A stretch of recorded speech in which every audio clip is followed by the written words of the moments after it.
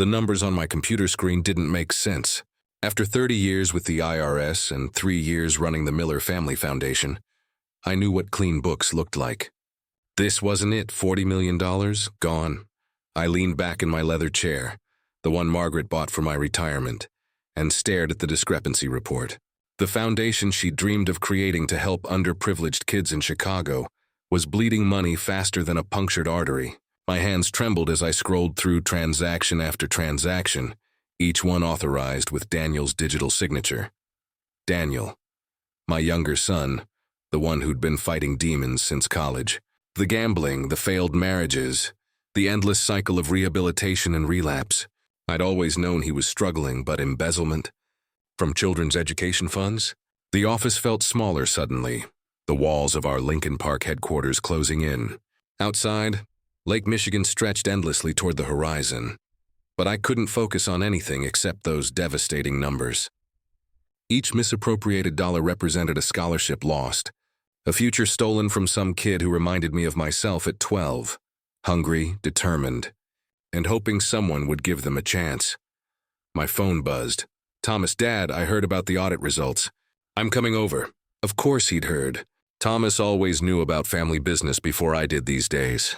My older son, the successful attorney, the one who'd made me proud at every turn, the one who'd been pushing me to step back, to enjoy retirement while he and Daniel handled foundation operations.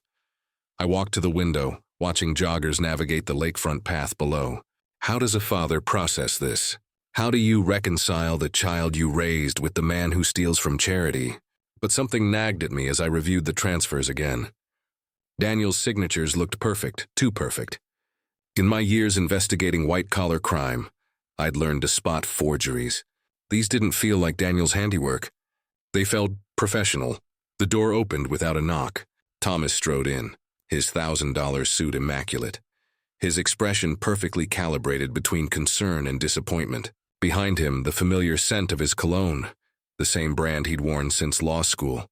Dad, we need to talk about Daniel. I turned slowly, studying my older son's face.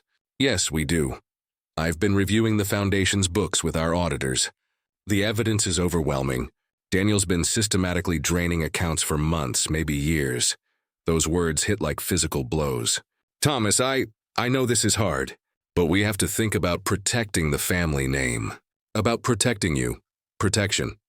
The word felt wrong coming from him, though I couldn't understand why. Thomas had always been the protector, the problem solver, the son who cleaned up everyone else's messes. What do you suggest? I asked carefully. Quiet resolution. Private restitution. Keep this away from federal investigators. His voice carried the authority of someone accustomed to being obeyed. I can handle everything through my firm. I nodded slowly, but my mind was racing. In 3 decades of financial investigation, I'd learned that the person most eager to avoid scrutiny usually had the most to hide. Let me think about it, I said finally. Thomas's smile didn't reach his eyes. Of course, Dad. Take all the time you need. After he left, I sat alone with those numbers, wondering how far a father should go to protect his children. And more troubling, wondering which son actually needed protecting. The foundation's future hung in the balance. My family's reputation, Daniel's freedom. But something else bothered me as darkness fell over Chicago. Those transfers to offshore accounts, they'd all been routed through legal firms. Professional setups that required sophisticated knowledge of international banking laws. Knowledge that Daniel, for all his problems, had never possessed.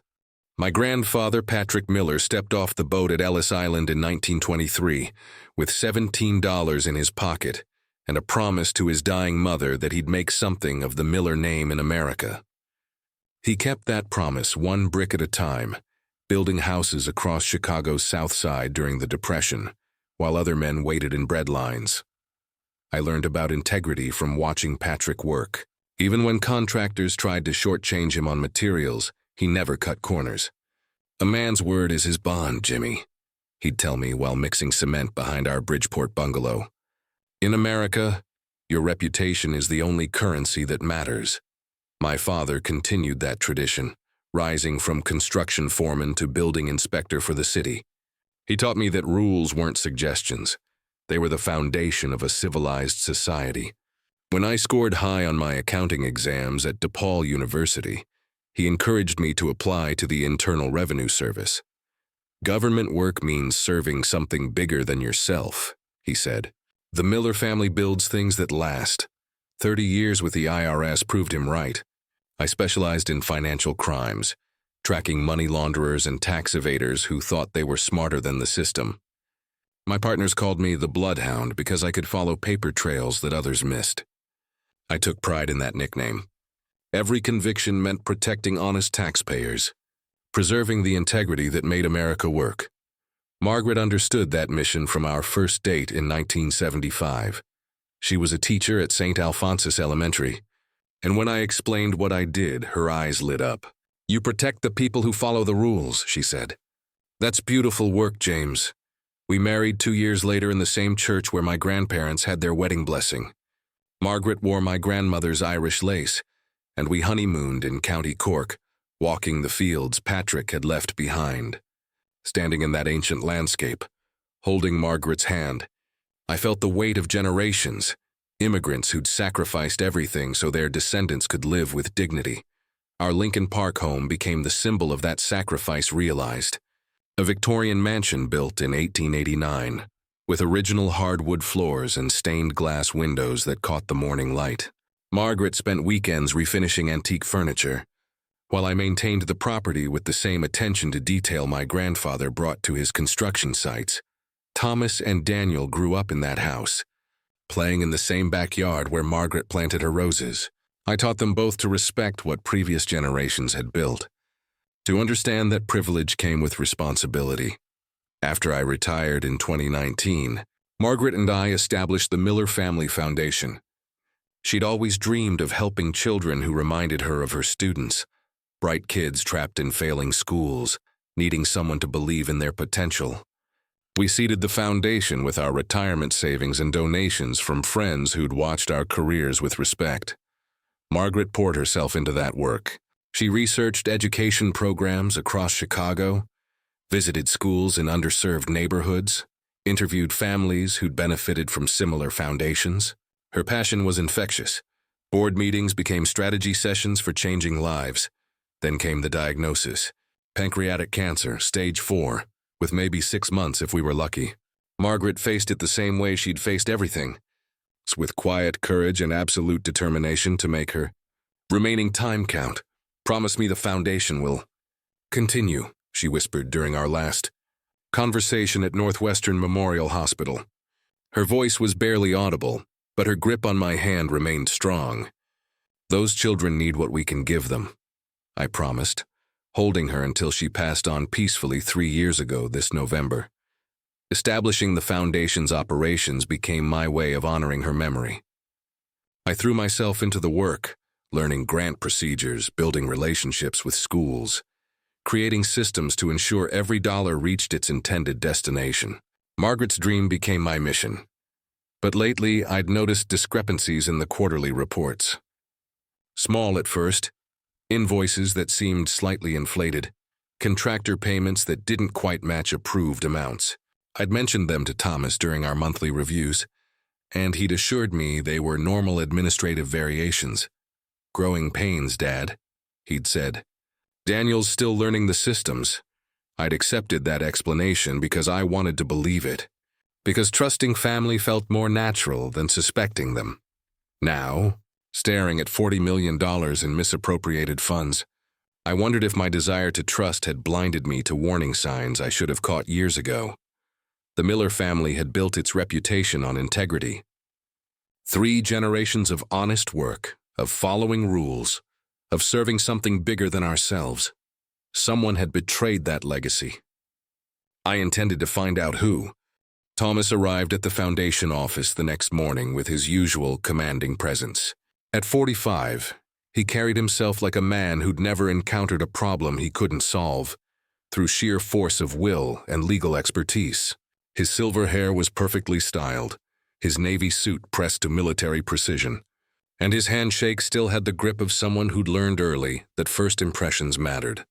"Dad, I've been thinking about our conversation yesterday," he said, settling into the chair across from my desk. I've prepared some preliminary documents to protect the foundation's assets while we sort through this mess.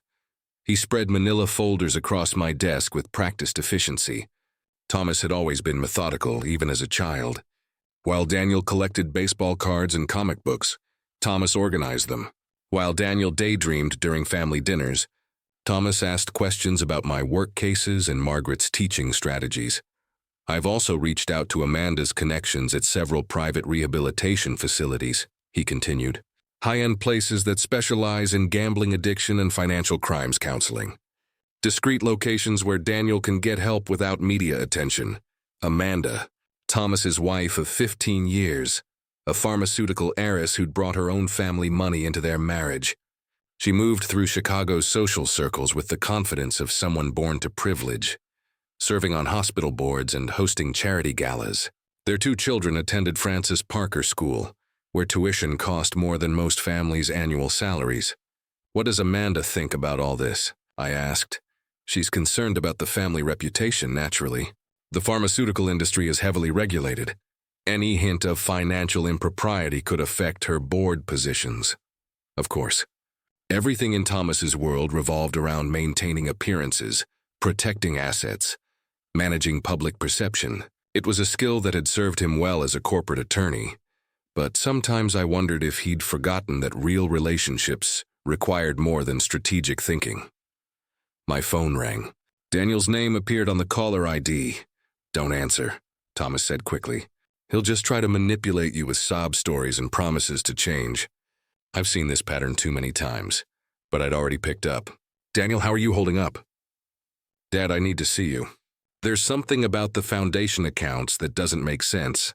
I've been trying to reconcile some transactions from last month, and Thomas was shaking his head vigorously, making cutting motions across his throat. Daniel, let's talk later. I'm in a meeting right now. Dad, please. Something's not right with... I hung up, feeling like I'd just betrayed everything my father taught me about listening to both sides of a story. Good decision, Thomas said. Daniel's been creating false documentation to cover his tracks. The last thing you need is more of his lies clouding your judgment. Daniel, my younger son had always been different from Thomas. More sensitive, more creative, less focused on conventional success. He'd struggled in school not because he lacked intelligence, but because he processed information differently. Margaret understood that and fought to get him proper support. But I was working 70-hour weeks back then, chasing money launderers across multiple states. By the time I noticed Daniel's problems, they'd already calcified into patterns. Failed relationships, job instability, and increasingly desperate attempts to solve financial problems through gambling. He'd borrowed money from us dozens of times over the years, always with genuine remorse and detailed repayment plans that rarely materialized. But stealing from children's education funds? That felt like a line Daniel wouldn't cross despite his other failures. Thomas, I need to ask you something directly, I said. In your legal opinion, how solid is the evidence against Daniel? Overwhelming. Digital signatures, transaction logs, authorized transfers. Any prosecutor would consider this a slam-dunk case. And the digital signatures, you're certain they're authentic? Thomas paused for just a moment. Dad, I understand this is difficult. Daniel's your son, and you want to believe he's innocent. But the evidence speaks for itself. That pause bothered me. In 30 years of investigating financial crimes, I'd learned to notice micro-expressions, voice fluctuations, body language tells that indicated deception. Thomas's hesitation felt significant. I want to review everything myself, I said. All the transaction records, the authorization logs, the digital signatures? Of course. But Dad, remember, you're too close to this situation to be objective. That's why you have me handling the legal aspects. After Thomas left, I sat alone with his folders, thinking about my 2 sons and how differently they'd turned out. Thomas had always been the achiever, the one who made parenting look easy. Academic scholarships, law review, fast track to partnership at one of Chicago's most prestigious firms. Daniel had been the challenge. Learning disabilities, social anxiety, a tendency toward addictive behaviors that Margaret insisted came from my side of the family. I'd been harder on him because I thought structure would help, but maybe I'd just pushed him further away. Now, faced with evidence that Daniel had betrayed everything our family stood for, I found myself questioning 42 years of parenting decisions. But I also found myself questioning why Thomas was so eager to avoid federal investigation, why he wanted to handle everything privately through his firm, and why he seemed to know more about the foundation's financial irregularities than someone who'd only recently become involved in its operations. The Miller family had always protected its own, but which son needed protecting and from what? The phone calls started the next morning. First, Amanda. James, I'm so sorry to hear about the foundation troubles. Her voice carried that practiced sympathy she'd perfected for pharmaceutical board meetings. Thomas is beside himself with worry about you. He's been losing sleep, wondering if managing all this stress might be too much for someone your age. Someone my age. At 70, I could still work 16-hour days and spot financial discrepancies that escaped auditors half my age. But Amanda's concern felt less like genuine care and more like strategic positioning. I appreciate your worry, Amanda, but I'm handling things fine. Of course you are. It's just that Thomas mentioned you seemed confused about some of the foundation procedures. And with your recent grief over Margaret, she let the implication hang in the air. Maybe it's time to let the younger generation take more responsibility. An hour later, Dr. Harrison Blackwell called. Thomas's golf partner and one of Chicago's most prominent estate planning attorneys. James, I hope you don't mind Thomas asking me to reach out. He's concerned about your exposure to potential civil liability in this foundation matter. I've seen situations like this destroy families and legacies. What kind of situations, Harrison? Elderly board members who don't fully understand modern financial systems, who sign documents without proper legal review. The federal prosecutors can be quite aggressive when charitable funds are involved. Elderly board members. As if my 3 decades investigating financial crimes at the federal level meant nothing. By noon, I'd received similar calls from Thomas's law partner, Amanda's physician friend who specialized in cognitive wellness for seniors, and even our longtime family accountant, suggesting I might want to step back from day-to-day operations while they sorted through the irregularities. The coordination was too perfect to be coincidental. This felt like a campaign. I spent the afternoon reviewing the external auditor's report that Thomas had commissioned. Pemberton and Associates, a firm I'd never heard of despite 30 years in Chicago's financial circles. Their findings were comprehensive, detailed, and damning for Daniel. But something bothered me about their methodology. They'd focused exclusively on transactions linked to Daniel's digital authorizations, while glossing over larger structural irregularities in the foundation's investment portfolio. Transfers to offshore consulting firms, payments to legal entities I couldn't identify, management fees that seemed disproportionate to services rendered. When I called Pemberton and Associates directly, the receptionist told me their engagement had been specifically limited to personal liability assessment for Daniel Miller, and they couldn't discuss broader foundation operations without written authorization from the legal counsel of record. Thomas's firm was the legal counsel of record. I pulled out my old IRS contacts list and called Rita Hendricks, a forensic accountant who'd worked dozens of white-collar cases with me. If anyone could spot sophisticated financial manipulation, it was Rita. James, good to hear from you. How's retirement treating you? It's been interesting, Rita. I need a professional favor. Can you take a quick look at some foundation financial records? Something feels off, but I can't put my finger on it. Of course. Send them over. It might be sensitive. Family matter, even better. Those are always the most educational. That evening, I drove to Daniel's apartment in Wicker Park, a modest 2-bedroom in a converted warehouse. Nothing like the luxury Thomas and Amanda enjoyed in their Gold Coast penthouse. Daniel's building reflected his perpetual financial instability, functional but far from prosperous. He answered the door looking like he hadn't slept in days. His eyes were red-rimmed, his usually neat appearance disheveled. Dad? I can't believe you're here. I've been trying to reach you all week. Thomas thought it might be better if we had some space while the investigation proceeds. Investigation? Daniel's confusion looked genuine. Dad, that's what I've been trying to tell you. I think someone's been using my access codes to authorize transactions I never approved. We sat at his kitchen table, and Daniel showed me printouts he'd compiled from his personal records. Transaction confirmations that didn't match his memory, digital signatures that looked like his but felt somehow different when he compared them to documents he knew he'd actually signed. Look at this one. He pointed to a transfer authorization dated 3 weeks ago. I was in rehab that entire week, court-ordered treatment in Indiana. I couldn't have accessed the foundation systems even if I'd wanted to. I studied the document. The signature looked perfect. Too perfect. In my experience, people's signatures varied slightly based on mood, time of day, physical circumstances. These looked like they'd been generated by software designed to replicate handwriting patterns. Daniel, do you have documentation proving you were in Indiana that week? Absolutely. Intake records, daily therapy logs, discharge papers. The treatment center keeps detailed records for legal compliance. My phone buzzed with a text from Thomas. Dad, Amanda's hosting dinner tomorrow night. Several foundation board members will be there.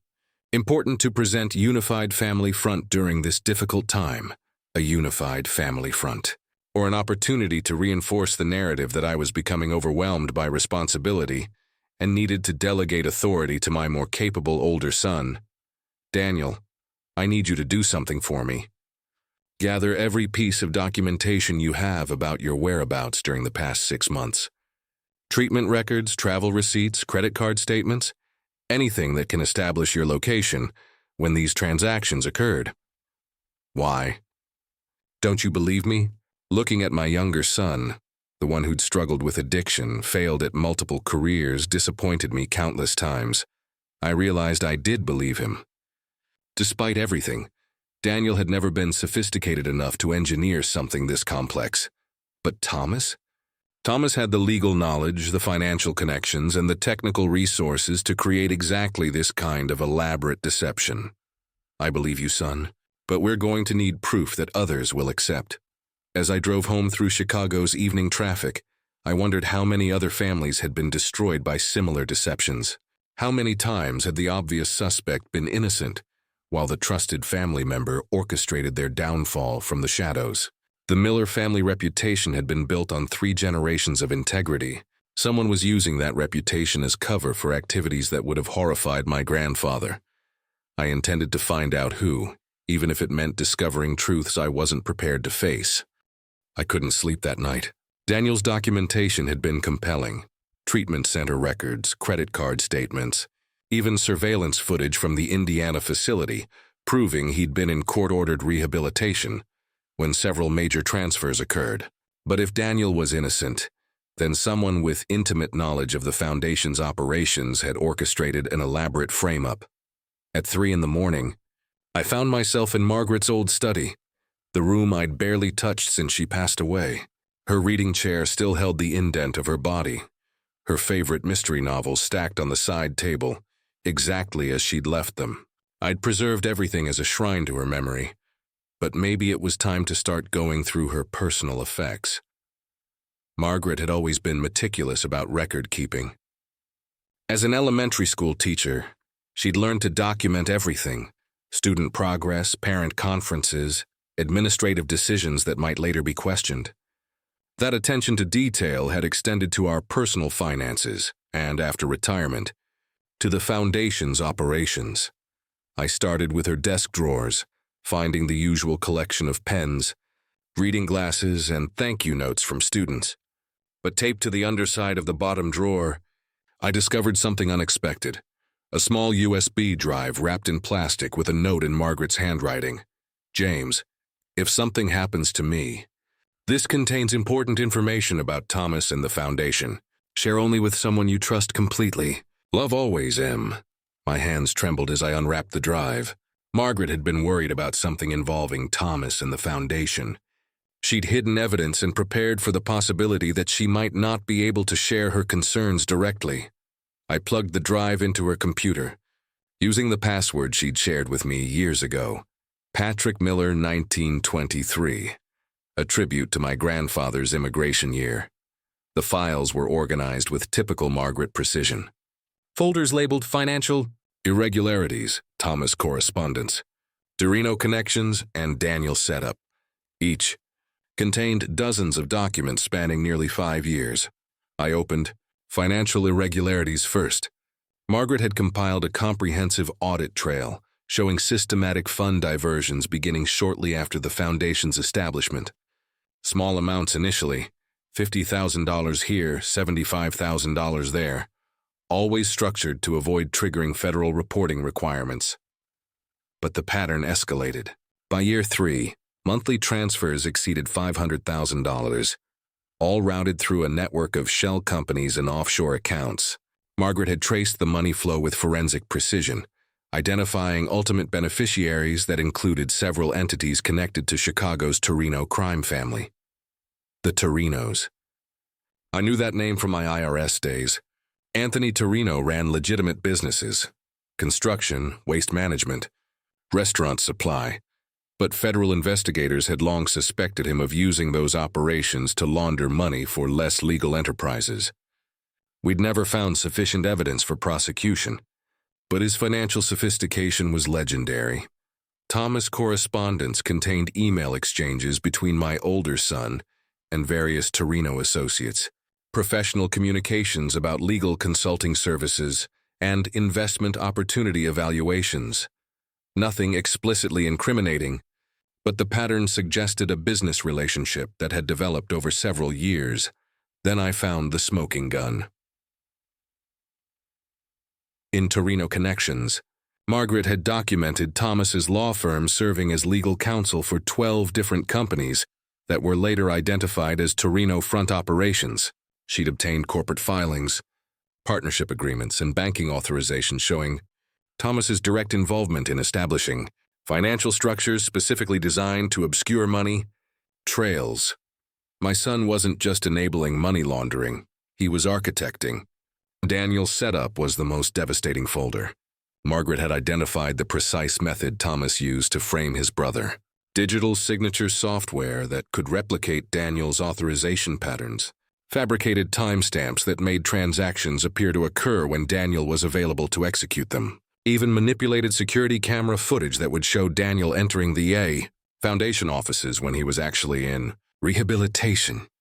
But the final document in that folder stopped my breath entirely: Margaret's medical records from Northwestern Memorial, annotated in her own handwriting. She'd been investigating Thomas's activities when her cancer symptoms began. But according to her notes, those symptoms had appeared suddenly, immediately after she'd confronted Thomas about her concerns. Her oncologist's initial assessment had noted that her cancer presentation was unusually aggressive for standard pancreatic adenocarcinoma. Margaret had researched similar cases and found references to toxin-induced cancers that could be triggered by specific chemical exposures. She'd suspected Thomas was poisoning her.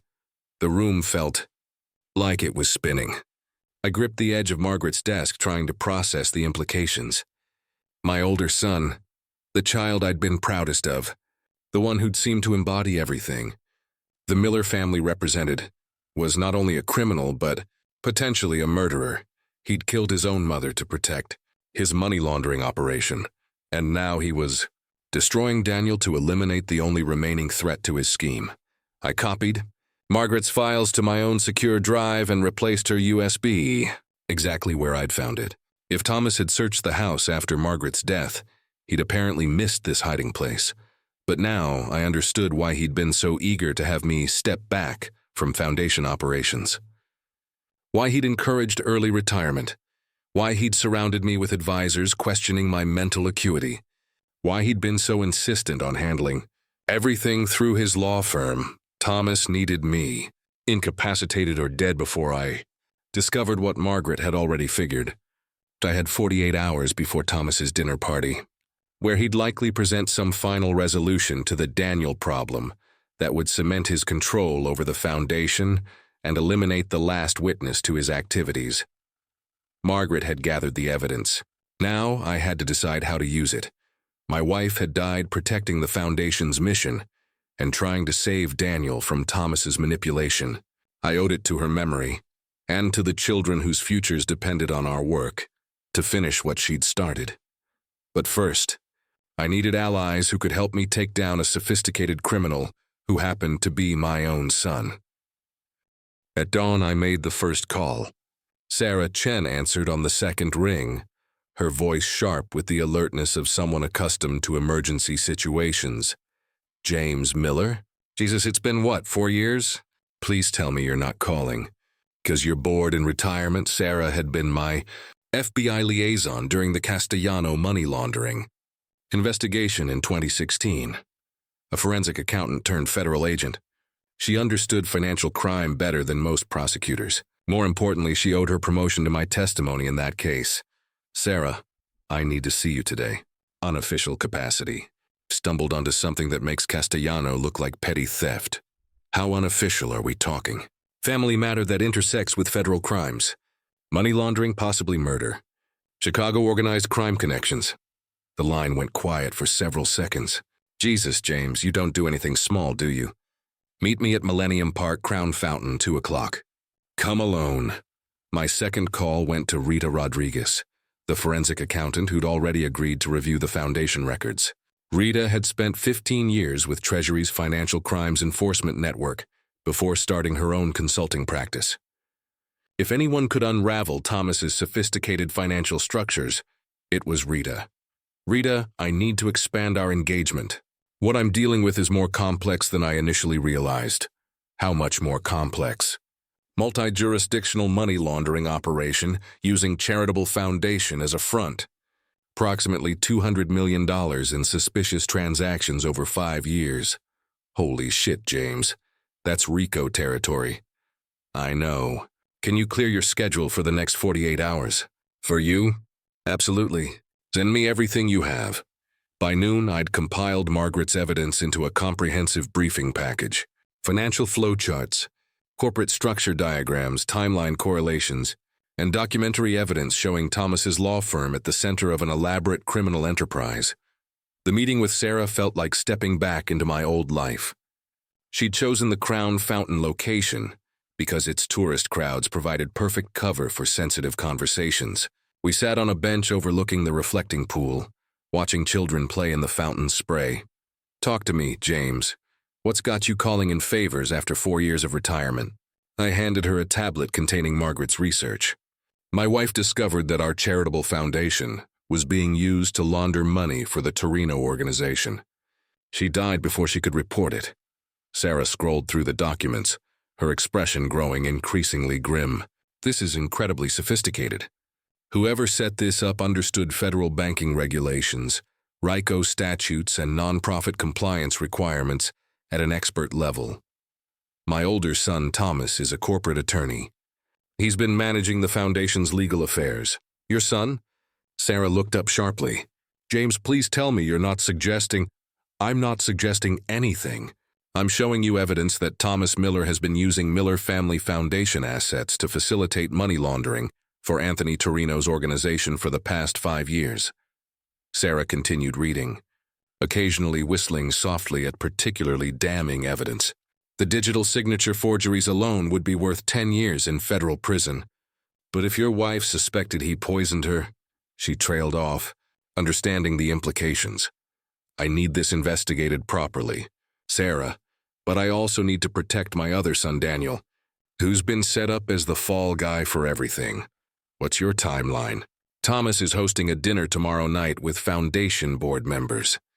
I suspect he's planning to finalize some kind of resolution that gives him permanent control and eliminates Daniel as a potential witness. Sarah closed the tablet and studied my face. James, what you're describing is an active criminal conspiracy involving murder, money laundering, and fraud. This needs to go through proper federal channels immediately. I understand that. But Thomas has been planning this for years, and he's already positioned himself as the concerned son, trying to protect his aging father from stress. If this goes through normal channels, he'll claim I'm experiencing cognitive decline and that Daniel is a desperate addict making false accusations. So, what are you proposing? A controlled operation. Let Thomas think he's successfully manipulated the situation while we gather additional evidence and build an airtight case. Sarah was quiet for several minutes, watching families enjoy the summer afternoon. You want to use yourself as bait. I want to finish what Margaret started. She died trying to protect those children our foundation was meant to serve. The least I can do is make sure her evidence leads to justice. This is extremely dangerous, James. If Thomas killed your wife, he won't hesitate to eliminate other threats. That's why I need federal protection and coordination. Rita can trace the money laundering in real time while you monitor communications and ensure Daniel's safety. Sarah stood up, pacing briefly before returning to the bench. I'd need approval from my SAC for an operation like this. You'd also need cooperation from IRS Criminal Investigation, Treasury, and probably the U.S. Attorney's Office. But Sarah, this case could take down the entire Torino money laundering network. It's exactly the kind of high-profile prosecution that makes careers. She smiled grimly. You always knew how to motivate people, James. Give me 6 hours. I'll call you tonight with an answer. As evening approached, I felt the weight of what I was proposing. I was about to accuse my own son of murder and orchestrate his arrest. Even if Thomas was guilty of everything Margaret suspected, the emotional toll of destroying my own family would be devastating.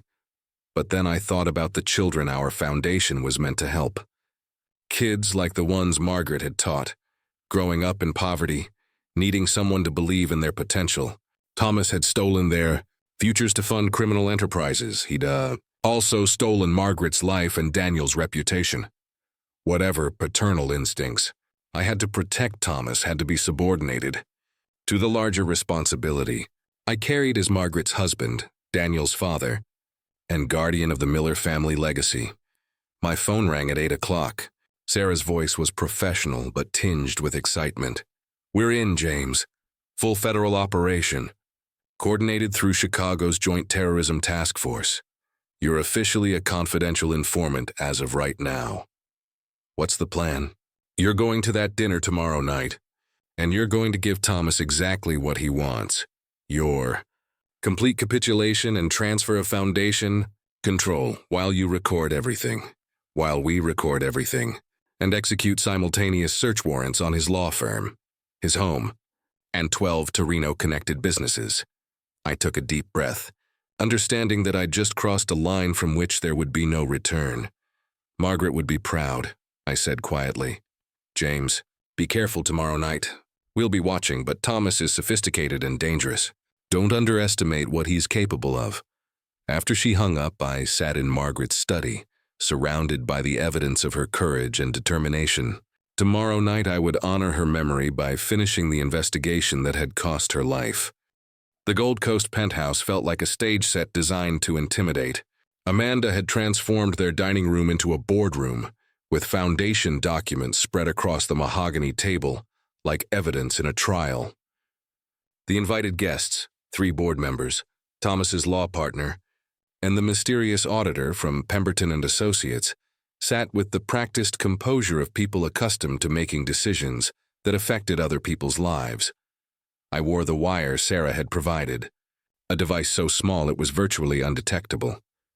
FBI surveillance teams occupied apartments across the street, while Sarah herself posed as a catering assistant in Amanda's kitchen. Every word would be recorded and transmitted in real time to federal prosecutors. Dad, thank you for coming, Thomas said, embracing me with what felt like genuine warmth. I know this has been incredibly difficult. Amanda kissed my cheek, her perfume carrying the same scent she'd worn to Margaret's funeral. James, you look tired. Are you taking care of yourself? The performance began immediately. Dr. Elizabeth Carver, the Foundation's senior board member, expressed deep concern about my emotional state following the discovery of financial irregularities. Robert Steinberg, Thomas's law partner, outlined the complex legal exposure the Foundation faced if news of the embezzlement became public. The federal government takes charitable fraud very seriously, Steinberg explained, particularly when elderly board members might be seen as having inadequate oversight of operations. Elderly board members. There was that phrase again. Thomas sat at the head of the table, occasionally nodding with practiced concern, as his allies systematically dismantled my credibility and competence.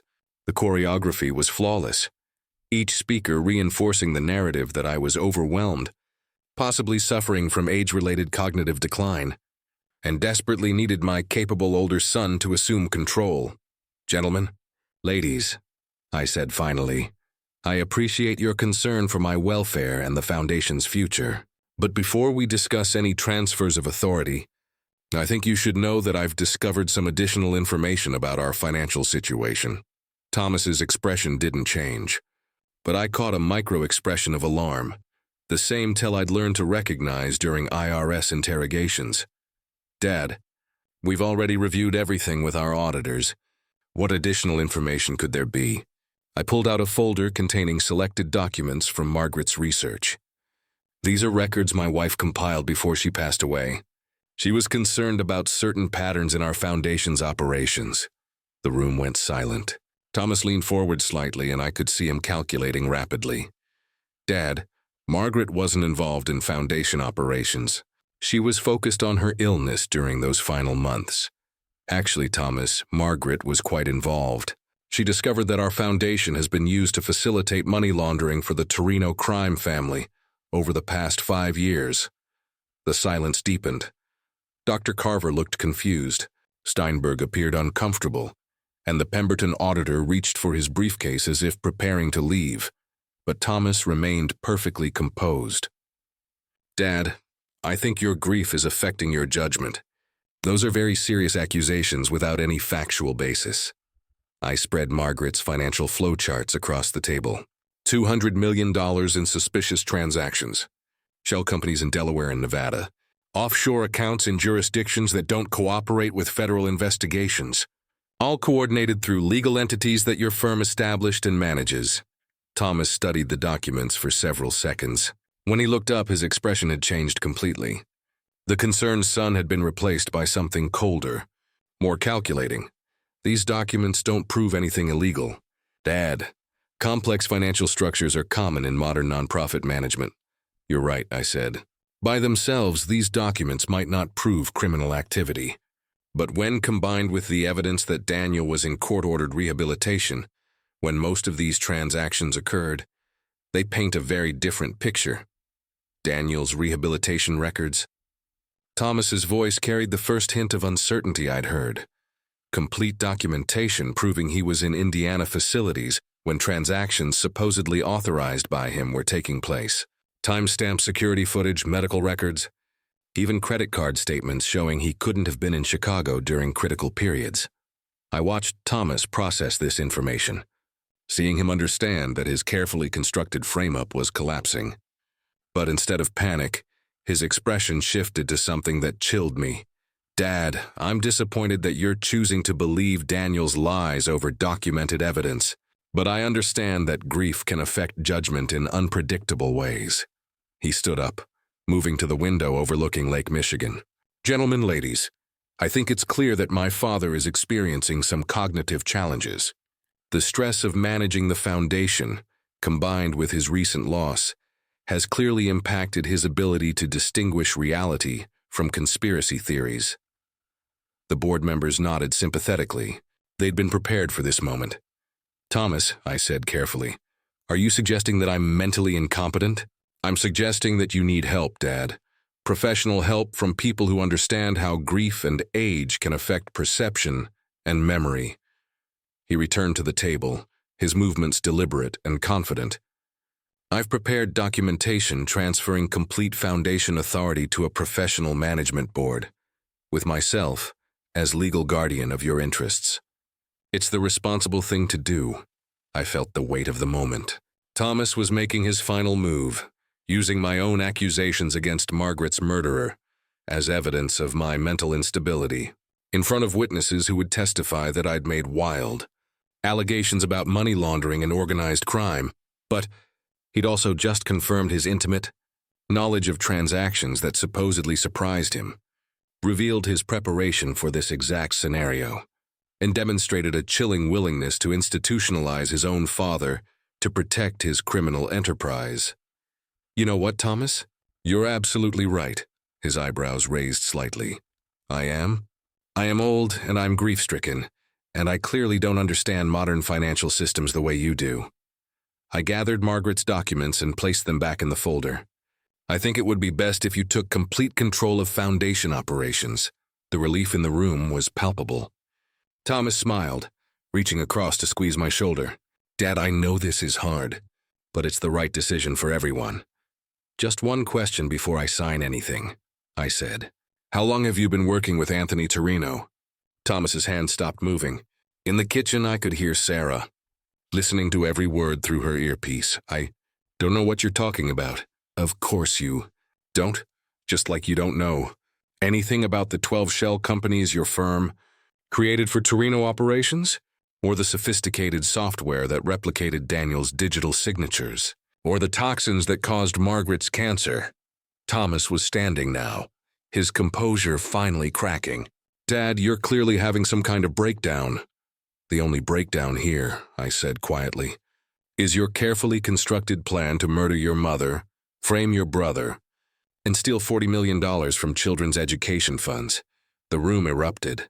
Board members stood up, demanding explanations.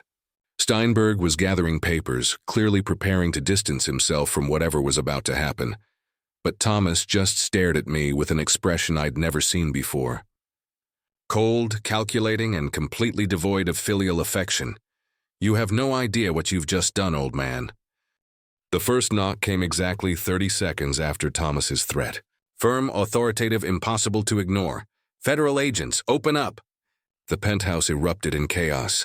Dr. Carver screamed. Steinberg dropped his briefcase, and the Pemberton auditor dove behind the couch like he was dodging gunfire. But Thomas remained perfectly still, his eyes locked on mine with the kind of rage I'd only seen in hardened criminals facing life sentences. You set me up, he said quietly. No, son. You set yourself up 5 years ago when you decided to steal from children and murder your mother. The front door exploded inward. Sarah Chen led a team of federal agents wearing FBI raid jackets, followed by IRS criminal investigation officers, and what looked like half the Chicago field office. Their weapons were drawn but lowered. This was an arrest operation, not a combat situation. Thomas Miller, you're under arrest for money laundering, wire fraud, racketeering, and conspiracy to commit murder. Sarah's voice carried complete professional authority as she approached Thomas with handcuffs ready. I want my attorney, Thomas said, his composure finally cracking. You are an attorney, Sarah replied, and you're going to need a much better one. While agents secured Thomas, I watched his world collapse in real time. His phone was buzzing constantly. News alerts about simultaneous raids on his law firm, Amanda's pharmaceutical company offices, and 12 Torino-connected businesses across Chicago. The operation Sarah had coordinated was comprehensive and devastating. Dr. Carver and the other board members were separated for individual questioning, their earlier confidence replaced by the terrified realization that they'd witnessed a federal criminal confession. Steinberg was already demanding immunity in exchange for cooperation, clearly understanding that Thomas's law firm was about to be seized under federal forfeiture statutes. Amanda arrived home just as Thomas was being led away in handcuffs.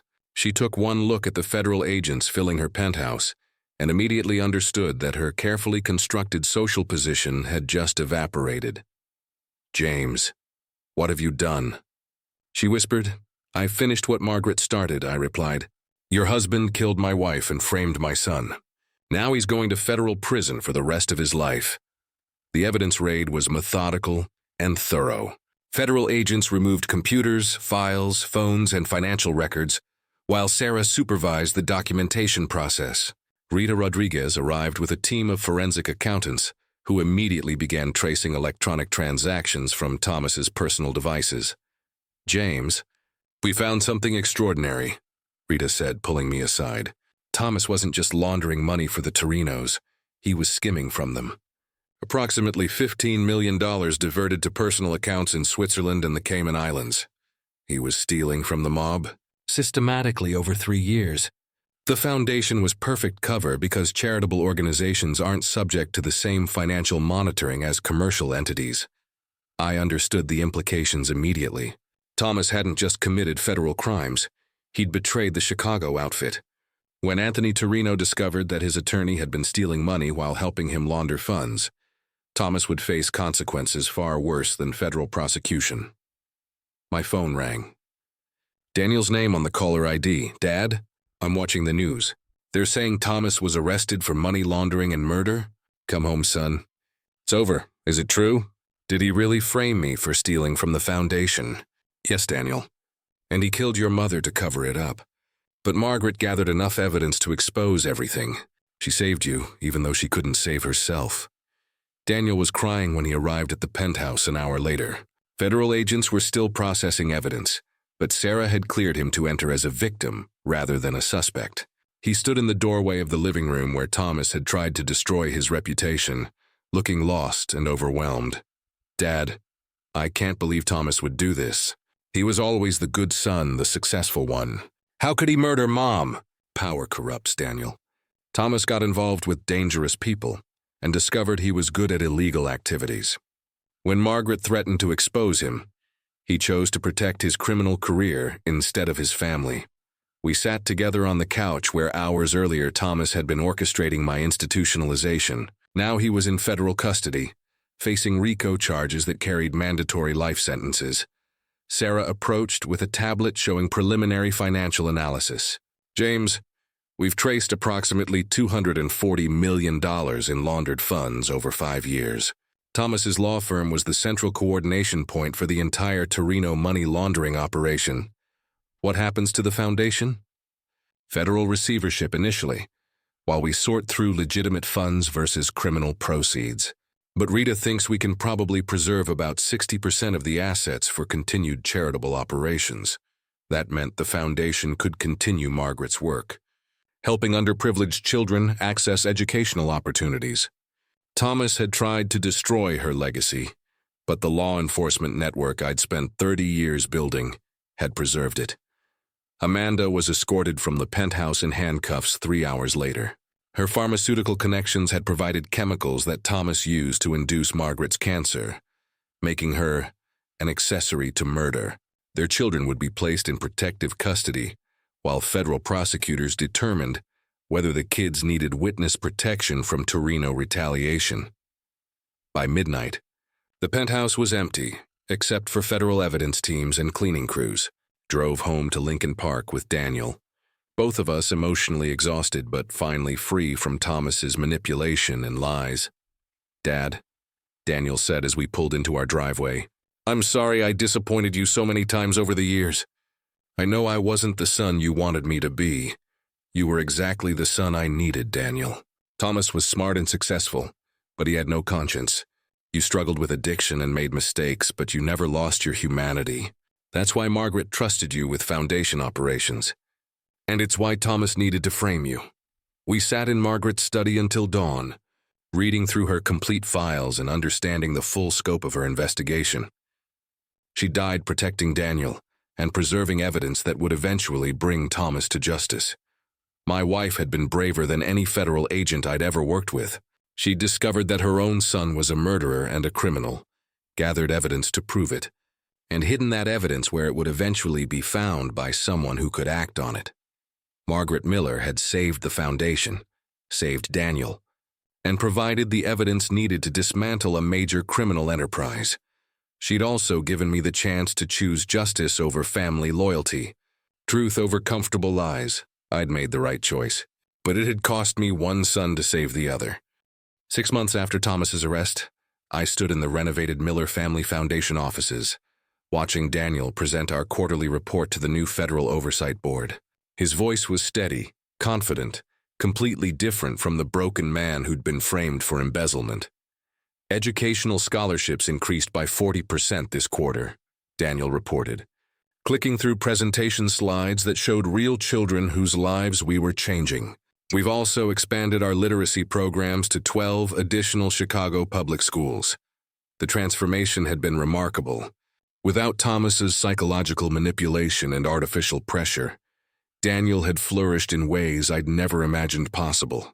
He'd maintained sobriety for 8 months now, not through court-mandated treatment programs, but through genuine purpose and responsibility.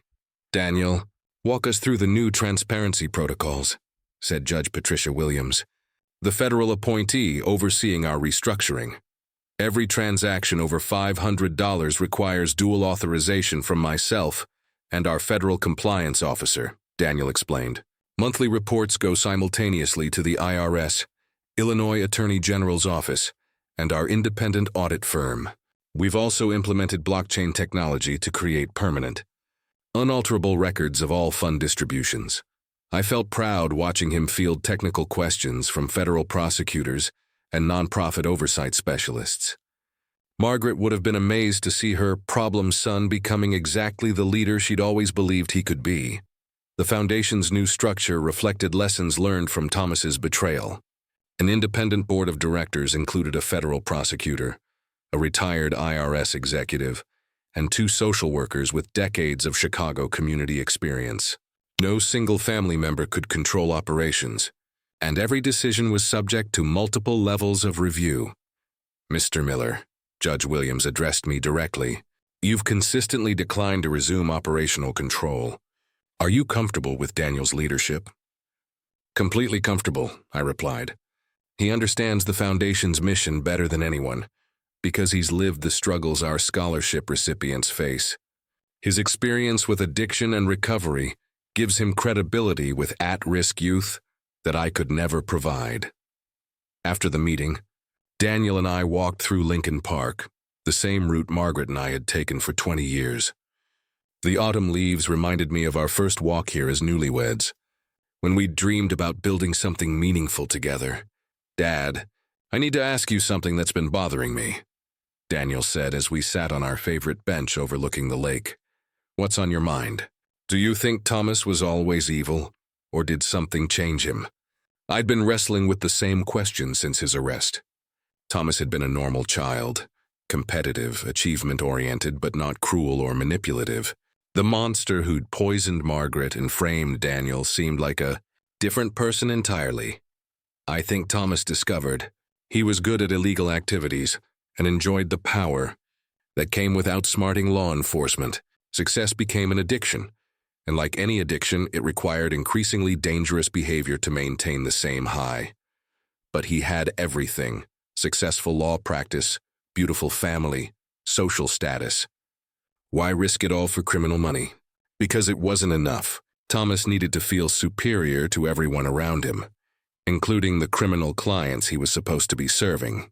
Skimming from the Torinos proved he could outwit both federal agents and organized crime figures. We sat quietly for several minutes, watching joggers and families enjoy the afternoon. This park represented everything positive about Chicago. People from different backgrounds sharing public space, building community, supporting each other's dreams. Daniel, I need to tell you something about your mother's final months. He looked at me with sudden concern. What about them? She wasn't just fighting cancer. She was fighting to protect you from Thomas's manipulation. Every day she felt weaker. She spent hours documenting evidence and planning how to expose his crimes. Daniel's eyes filled with tears. She knew he was poisoning her? She suspected it. But more importantly, she knew he was planning to destroy your life to protect his criminal career. Saving you became more important to her than saving herself. Why didn't she tell me what was happening?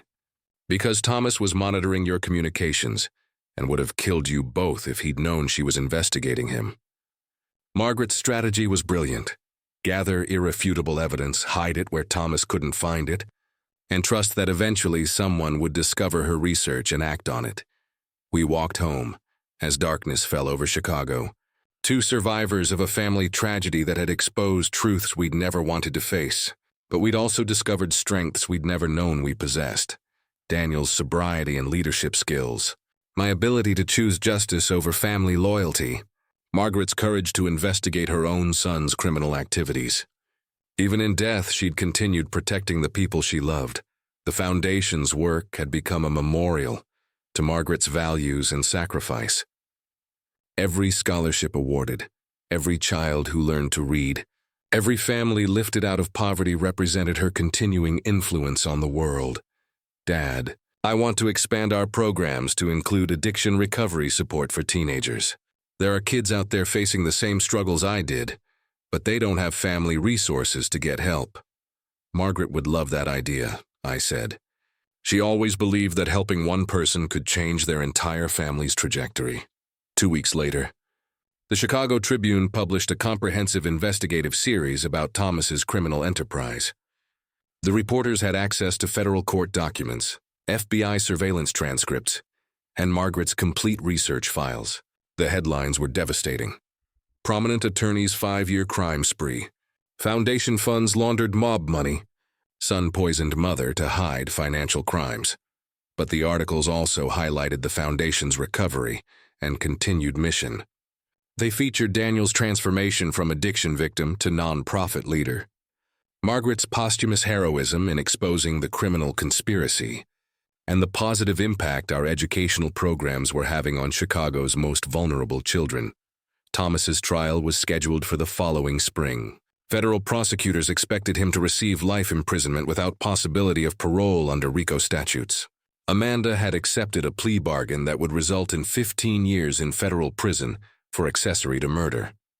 Their children were thriving in witness protection, living with Amanda's sister in Oregon under new identities that would protect them from both public scrutiny and potential Torino retaliation. The Miller family name had been damaged, but not destroyed. Daniel's leadership of the foundation was rebuilding our reputation through transparent operations and measurable community impact. Margaret's sacrifice had accomplished everything she'd hoped for. Daniel was safe, the foundation's mission was preserved, and justice had prevailed over criminal corruption. But more than that, her courage had taught us that family loyalty means protecting each other from evil, not enabling it. Truth was more important than appearances, and integrity was worth more than any amount of money. Standing in Margaret's study on the anniversary of her death, surrounded by photos of scholarship recipients and thank you letters from their families, I finally understood what she'd been trying to tell me during those final conversations. The Miller family legacy wasn't about maintaining appearances or protecting reputation. It was about using whatever resources we had to help other people build better lives. That legacy would continue long after Daniel and I were gone. 1 year later, I stood at Margaret's graveside in Graceland Cemetery, holding the annual foundation report that would have made her proud. The morning sun filtered through ancient oak trees, casting long shadows across the headstones of Chicago's most distinguished families. But Margaret's modest marker, engraved simply with beloved wife, mother, and teacher, meant more to me than any monument to wealth or power. The Miller Family Foundation awarded 847 scholarships this year, I said quietly, reading aloud to her as I did every anniversary. Daniel expanded our programs to include mental health support, addiction recovery counseling, and family financial literacy. The Federal Oversight Board says we're the most transparent charitable organization in Illinois. A gentle breeze rustled the roses I'd planted around her grave, the same variety she'd cultivated in our backyard for 25 years. Margaret would have appreciated the irony that her death had ultimately strengthened the foundation she'd helped create. Daniel approached from the parking area, carrying coffee and the Morning Tribune. At 43, he looked healthier than he had in decades. The stress lines around his eyes had softened, replaced by the quiet confidence of someone who'd found his purpose in life. "Dad, you'll want to see this," he said, handing me the newspaper's front page. The headline read, "Thomas Miller sentenced to life without parole." Below it, a photo showed my older son in federal prison Orange, his once perfect appearance now reflecting the reality of his choices. Federal Judge Martha Hendricks called Miller's crimes a breathtaking betrayal of family trust and public service, I read aloud. She noted that his systematic poisoning of his mother represented sociopathic planning that shocks the conscience of the court. The article detailed Thomas's final attempt to avoid responsibility.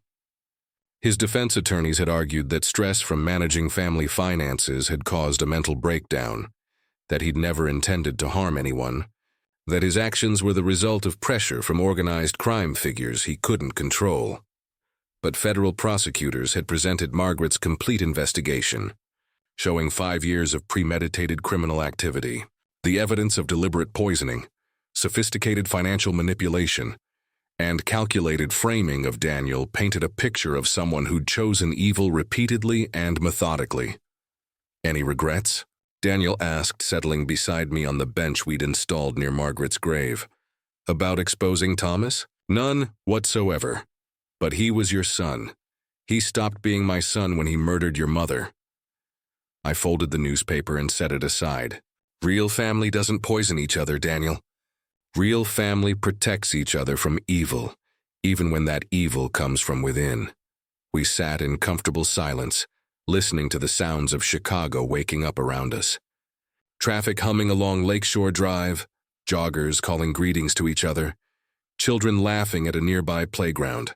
The city Margaret had loved continued its daily rhythm, indifferent to the family drama that had once threatened to destroy everything she'd worked for. "I've been thinking about something Mom told me during her last week," Daniel said. "She said the hardest part of parenting wasn't protecting us from outside dangers. It was teaching us to recognize the dangers that come from our own choices." Margaret's wisdom. Even facing death, she'd been trying to prepare Daniel for the challenges he'd face without her guidance. She was right. Thomas had every advantage: intelligence, education, opportunity, family support. But he chose to use those gifts for criminal purposes because it made him feel powerful. Do you think he could have been saved if we'd intervened earlier? I'd wrestled with that question for months. Could different parenting, more supervision, earlier consequences have prevented Thomas from becoming a murderer? I think some people are fundamentally broken in ways that can't be fixed by external intervention. Thomas enjoyed hurting people and felt entitled to whatever he wanted. Those aren't character flaws you can repair with love and support. Daniel nodded thoughtfully. The kids in our addiction recovery program, they make mistakes, sometimes terrible ones. But they feel genuine remorse and want to change. Thomas never felt remorse for anything except getting caught. That was the difference Margaret had recognized. Daniel's struggles came from pain and poor coping mechanisms, but his fundamental character remained intact. Thomas's problems came from a complete absence of empathy and conscience. "Dad, I want to tell you something I've never said before." Daniel's voice carried weight I hadn't heard since Margaret's funeral. "Thank you for choosing the truth over protecting Thomas. It would have been easier to believe his lies and let me take the blame. You're my son, Daniel. Real protection means ensuring you face appropriate consequences for actual mistakes, not letting you be destroyed by someone else's crimes. Mom knew you'd make the right choice. She told me that even if she couldn't prove what Thomas was doing, she trusted you to eventually discover the truth and act on it. Margaret's faith in my character had been absolute, even when I doubted myself. She'd hidden evidence knowing that eventually I would find it and have the courage to use it appropriately." We walked back through the cemetery, past the graves of Chicago's founding families, business leaders, and civic innovators. These people had built the city where Margaret and I raised our children, created opportunities for immigrants like my grandfather, established institutions that served the common good.